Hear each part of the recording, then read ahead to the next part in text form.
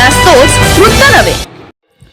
वर्ध्याच्या नगराध्यक्ष पदाच्या निवडणुकीमध्ये कमालीची चुरस निर्माण झाली। तीनही उमेदवार थेट हायकमांडच्या जवळच असल्याने उमेदवारांपेक्षा या ठिकाणी नेत्यांची प्रतिष्ठा पडायला लागल्याचे चित्र दिसतंय। त्यामुळे थंडीच्या गारठ्यात राजकीय वातावरण चांगलंच तापलंय।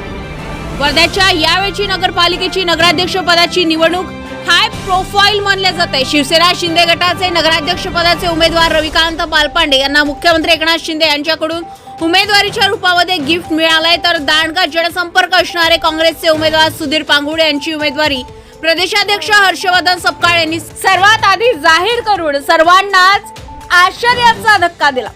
भाजपाचे निलेश किटे हे पालकमंत्री पंकज भुयार यांचे खंते कार्यकर्ते म्हणून ओळखले जाते। त्यामुळे तीनही नेत्यांचं लक्ष वर्ध्याच्या नगरपालिकेच्या निवडणुकीकडे असल्याचं दिसून येतं। योजना गटार योजना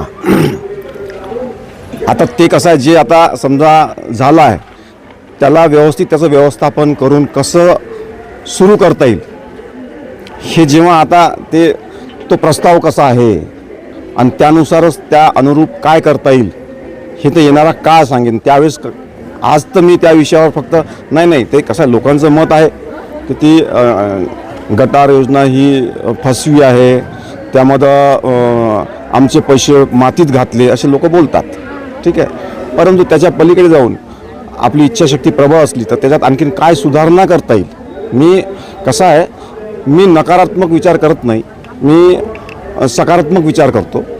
ते ठीक आहे, ज्यांनी कोणी म्हणजे सेंट्रलची ती योजना होती परंतु ते नियोजनामध्ये कुठंतरी हे झालं, इथली भौगोलिक रचना शहराची त्या अनुरूप नसल्यामुळं ती अनसक्सेस झाली असंही सध्या म्हणता येणार नाही, कारण आपण ते पूर्ण तपासून पाहिल्याशिवाय। फक्त मी म्हणेन की बाबा इच्छाशक्तीचा अभाव असल्यामुळे कुठेतरी तो गोंधळ उडालेला आहे, तर तो आपल्याला कशा पद्धतीनं नियमित करता येईल त्यासाठी मी नक्कीच प्रयत्न करेल।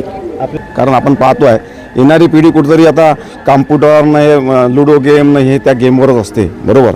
म्हणून हे मैदानी खेळ कुठेतरी कालबाह्य होऊ नये त्याच्यामुळं आपण प्रत्येक प्रभागात जे ओपन स्पेस आहे त्यामध्ये ओपन जिम आणि एक हुशार विद्यार्थी आहे, जर सामान्य घरचा असेल तर त्याला कुठंतरी अभ्यासाची आवड आहे परंतु ते वातावरण त्याच्या घरी यासाठी मिळत नाही की छोटं घर आहे आणि परिवार मोठा आहे, तर त्याच्यामुळं आपण अशा होतकरू विद्यार्थ्यांसाठी एक आपण अभ्यासिका पण, कारण UPSC MPSCचं फॅड आता सध्या चांगली गोष्ट आहे, तरुणाईमध्ये जास्त येते आहे, त्या अनुषंगानं आपण एक म्हणजे त्या ठिकाणी कशा पद्धतीनं अभ्यासिका निर्माण करता येईल, सुसज्ज अभ्यासिका, आणि ते आपलं प्रॉपर काम असेल तुम्हाला सांगतो, म्हणजे प्रॉपर त्या पद्धतीनं आपण ते नाही तर नुसतं बांधून टाकलं न मोकळं झालं असं नाही, ते त्या पद्धतीने कसं त्याचं रचना करता येईल, व्यवस्थापन कसं नीट होईल, त्यामध्ये साफसफाई स्वच्छता कशा पद्धतीने, असं माझं वर्ध्यात तिहेरी लढत होत असली तरी राष्ट्रवादी काँग्रेस अजित पवार गटाचे संतोष ठाकूर महत्त्वाची भूमिका वठवणार आहे। गेल्या 2 निवडणुकीचा अनुभव, लोकांमध्ये असणारी स्वच्छ प्रतिमा जमेची बाजू आहे, विकासाप्रती कटिबद्ध असल्यानं मतदार मलाच निवडून देतील असा विश्वास उमेदवारांनी व्यक्त केलाय। आणि माझी उमेदवारी म्हणजे जनतेची उमेदवारी आहे, जनसामान्याची उमेदवारी आहे। मला इथल्या वर्धेकर लोकांना न्याय द्यायचा आहे।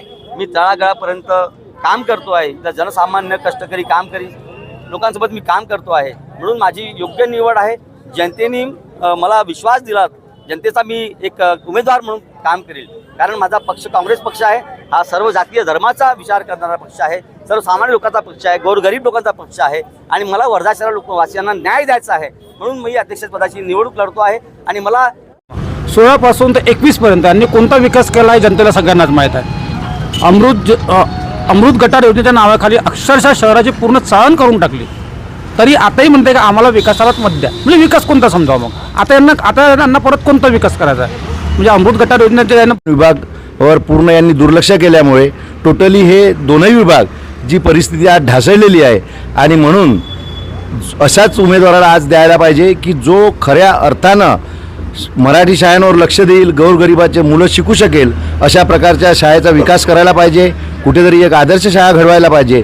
एवढंच नाही तर गोरगरिबांना आरोग्य मिळालं पाहिजे चांगल्या प्रकारे, कमी पैशात, स्वस्त याच्यात, आणि त्यांची योग्य ती सेवा झाली पाहिजे। यासाठी आरोग्यासाठी चांगले दवाखाने करणेसुद्धा आवश्यक आहे, आणि नगर परिषदच्या माध्यमातून नक्कीच ही सेवा होईल असं मला वाटते जर सुधीर भाऊ